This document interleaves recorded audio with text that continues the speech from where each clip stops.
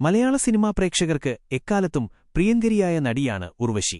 ബാലതാരമായി സിനിമയിൽ അരങ്ങേറ്റം കുറിച്ച അവർ മലയാളത്തിനു പുറമെ തമിഴ്, തെലുങ്ക്, കന്നഡ, ഹിന്ദി ഭാഷകളിലും തന്റേതായ വ്യക്തിമുദ്ര പതിപ്പിച്ചു. 5 തവണ മികച്ച നടിക്കുള്ള സംസ്ഥാന പുരസ്കാരം നേടിയ ഉർവശി 2024 പുറത്തിറങ്ങിയ ഉള്ളൊഴുക്ക് എന്ന ചിത്രത്തിലൂടെ 6ാം തവണയും ഈ അംഗീകാരം കരസ്ഥമാക്കി. പാർവതി തിരുവോത്തും ഉർവശിയും പ്രധാന കഥാപാത്രങ്ങളെ അവതരിപ്പിച്ച ചിത്രമാണ് ഉള്ളൊഴുക്ക്. ക്രിസ്റ്റോ ടോമിയാണ് ഈ സിനിമ സംവിധാനം ചെയ്തത്. മലയാളത്തിൽ മാത്രമല്ല, മറ്റു ഭാഷകളിലെ നിരൂപകരിൽ നിന്നും മികച്ച അഭിപ്രായങ്ങൾ നേടിയ ചിത്രമാണിത്. ഇപ്പോൾ ഉള്ളൊഴുക്കിനെക്കുറിച്ച് സംസാരിക്കുകയാണ് ഉർവശി. സിനിമ കണ്ടിറങ്ങിയ ഒരു ഛായാഗ്രാഹകൻ കരഞ്ഞുകൊണ്ടാണ് തിയേറ്ററിൽ നിന്ന് പോയതെന്നും എന്തിനാണ് തന്നെ ഇത്രയധികം കരയിപ്പിച്ചതെന്ന് ചോദിച്ചുവെന്നും ഉർവശി പറയുന്നു. അത്രയധികം സിനിമകൾ കണ്ടിട്ടുള്ള ഒരാൾക്കുപോലും ഈ സിനിമ കണ്ടപ്പോൾ കരച്ചിൽ നിയന്ത്രിക്കാനായില്ലെന്നും സംവിധായകൻ ക്രിസ്റ്റോ ടോമിയുടെ കഴിവ് അംഗീകരിക്കണമെന്നും അവർ കൂട്ടിച്ചേർത്തു.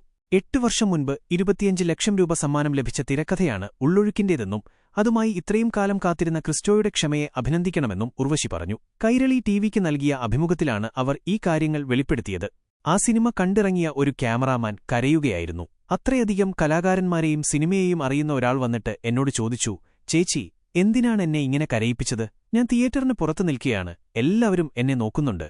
എങ്കിലും കരഞ്ഞില്ലെങ്കിൽ എനിക്ക് ശരിയാവില്ലായിരുന്നു. ക്രിസ്റ്റോയുടെ കഴിവും ക്ഷമയും അവിടെ നമ്മൾ സമ്മതിക്കണം. മറ്റൊരു കാര്യം കൂടിയുണ്ട്. ഈ സിനിമ ചെയ്യുന്നതിന് 8 വർഷം മുൻപ് ഈ തിരക്കഥയ്ക്ക് 25 ലക്ഷം രൂപയുടെ അവാർഡ് ലഭിച്ചതാണ്.